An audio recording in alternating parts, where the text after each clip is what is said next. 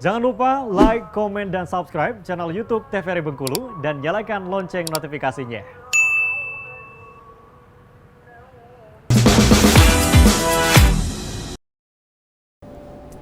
Assalamualaikum warahmatullahi wabarakatuh. Selamat siang pemirsa Opini. Obrolan pas di sini kembali lagi tentunya akan menjumpai semua pemirsa TVRI Bengkulu dimanapun berada. Ya baik itu yang nonton dari rumah ataupun via handphone dimanapun. Karena kenapa? Karena juga Opini bisa juga ditonton kapanpun dimanapun melalui YouTube channel TVRI Bengkulu. Jangan lupa di subscribe sekarang juga, cari aja di YouTube TVRI Bengkulu. Nanti langsung ketemu. Dan di hari ini Opini bersama saya Iqbal Fatwa, kita akan ngobrol-ngobrol kali ini seputar dengan bagaimana sih kiatnya untuk menjadi seorang entrepreneur yang sukses, pengusaha yang sukses, yang tentunya berawal dari yang kecil dulu, nanti akan maju perlahan, naik perlahan, hingga menjadi pengusaha yang besar. Dan tentunya juga pemirsa Opini yang mungkin juga sekarang bukan orang Bengkulu yang menonton ini. Nah, yang penasaran di Bengkulu itu ada oleh-oleh apa saja. Banyak sekali oleh-oleh yang ada di Bengkulu, khususnya dari kuliner yang bisa dijadikan pilihan untuk dibawa pulang ke daerah asalnya. Dan tentunya sudah hadir di studio Opini di hari ini seorang entrepreneur yang sudah memproduksi banyak sekali ya jenis makanan yang menjadi ciri khas juga di Bengkulu ini, yang bisa menjadikan oleh-oleh atau buatangan untuk dibawa pulang atau bahkan jadi cemilan untuk orang Bengkulu sendiri ya. Sudah hadir di studio Opini, ini dia ada Ibu Fitriyanti. Benar Ibu ya? Iya. Assalamualaikum Ibu, apa kabar Bu? Waalaikumsalam warahmatullahi wabarakatuh. Alhamdulillah sehat. Alhamdulillah. Gimana sekarang nih? Usahanya lancar Bu? Alhamdulillah. Omset aman ya?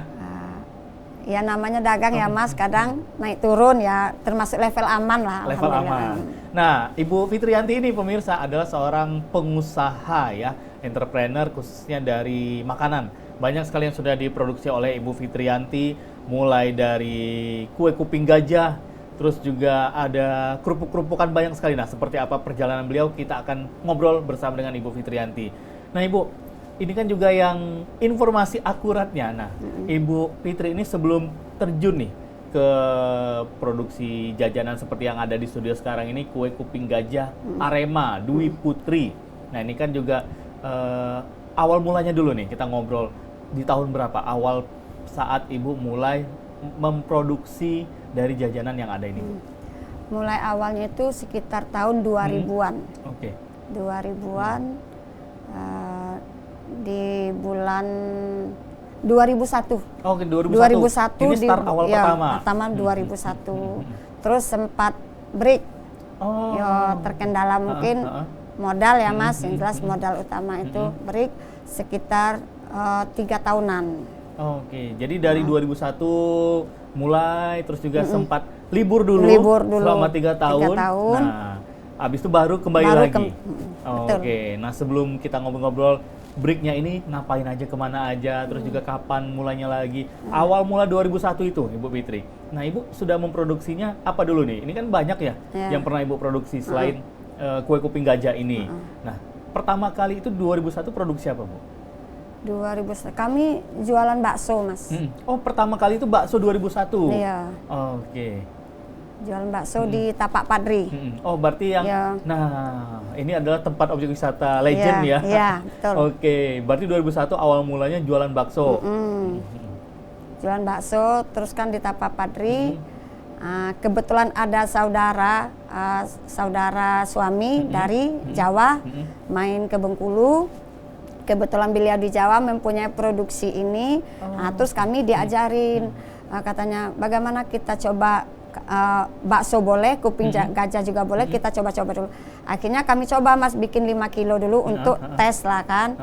Alhamdulillah berhasil. Terus setelah kakak pulang, kami melanjutkan. Oke, berarti awal pertama kali sesampingan untuk menjual bakso itu produksinya kuping gajah ini yang pertama kali. Oke, dan juga inspirasi atau juga sang gurunya ini kakak dari suami. Oke, makanya ini namanya ada unsur-unsur nama-nama Malangnya ya, Arema. Arema ya. Karena memang berasalnya dari Malang, jadi harus ada ciri khas Aremanya. Oke, berarti dari kalau kue kuping gajah sendiri dari keluarga suami memang sudah memproduksi duluan. Iya, betul.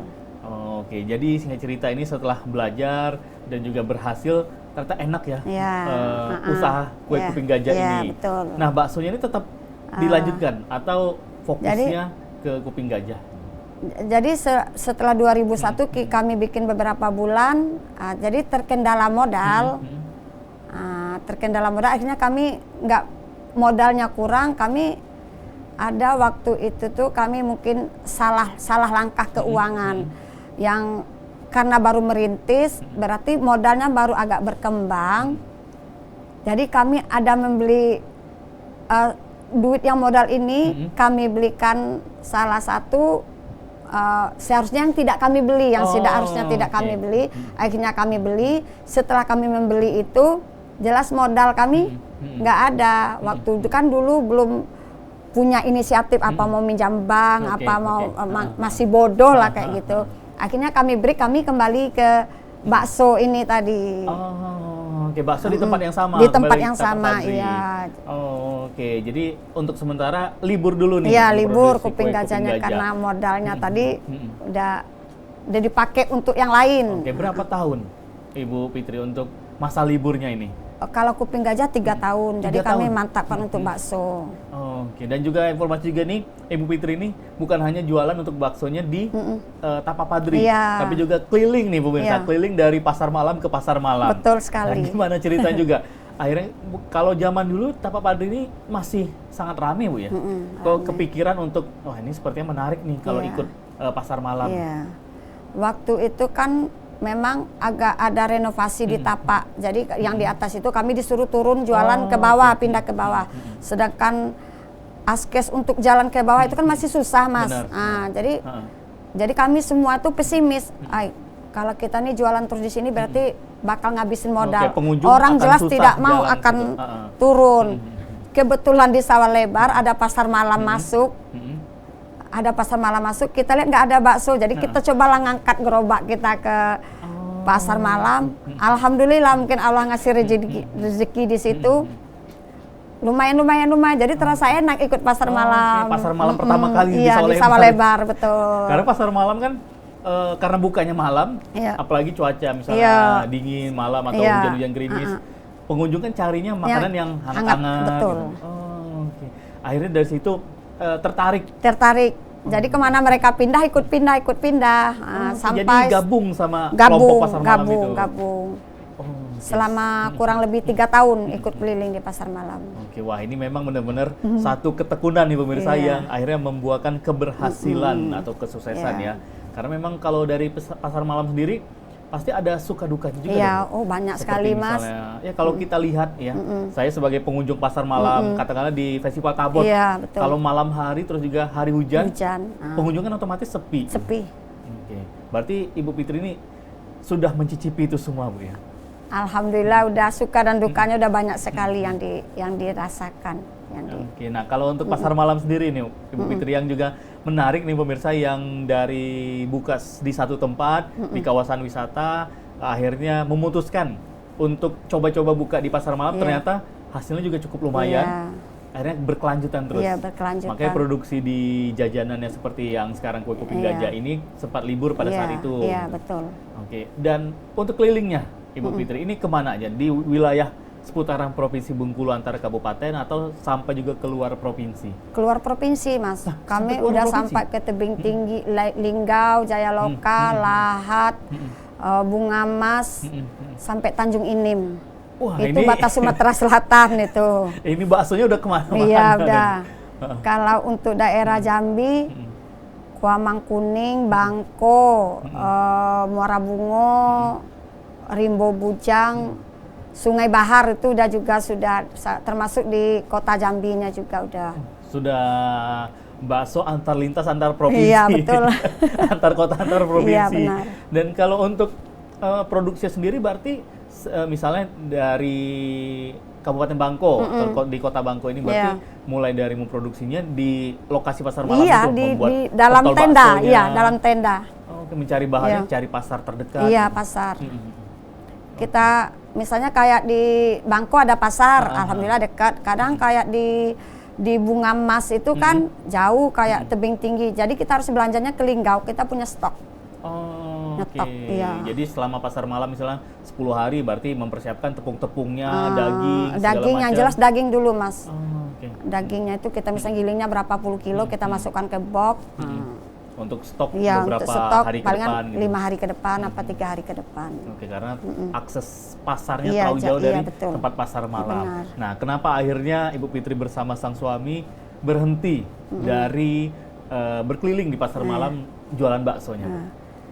Karena kalau kita dapat paket, kalau satu tempat itu kan namanya satu paket di pasar malam tuh Mas. Misalnya paket penari atau paket air muring. Oke. Nah, dari paket ke paket ada yang paket yang rame, kalau ada paket yang sepi. Jadi dapat duit yang rame nanti menutupi untuk yang sepi.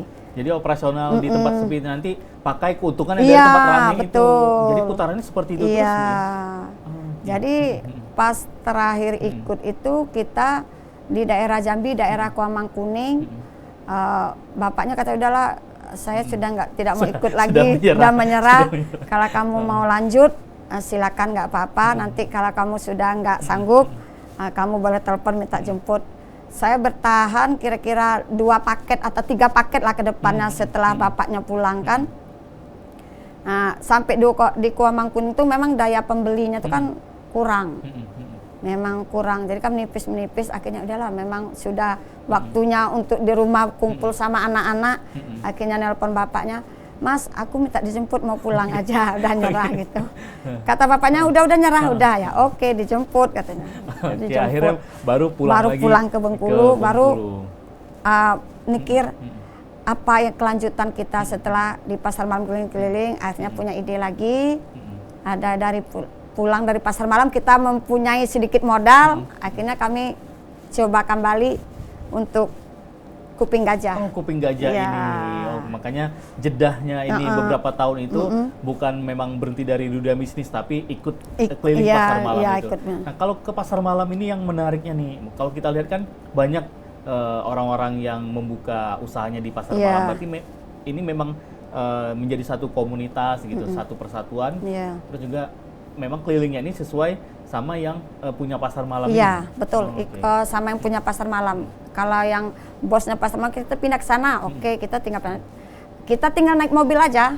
Oh, Udah disiapin mobil, nanti kita tinggal bayar di sana satu paket itu ongkos dari sini ke situ, transportnya 1 juta. Jadi kita satu mobil itu yang para pedagang itu nanti bagi. Oh, oke, Bagi seperti itu. ya. Nah, seperti apa lagi kelanjutan kisah perjalanan entrepreneur kita Ibu Fitriyanti? Jangan kemana-mana pemirsa Opini, tetap setia di obrolan pas di sini.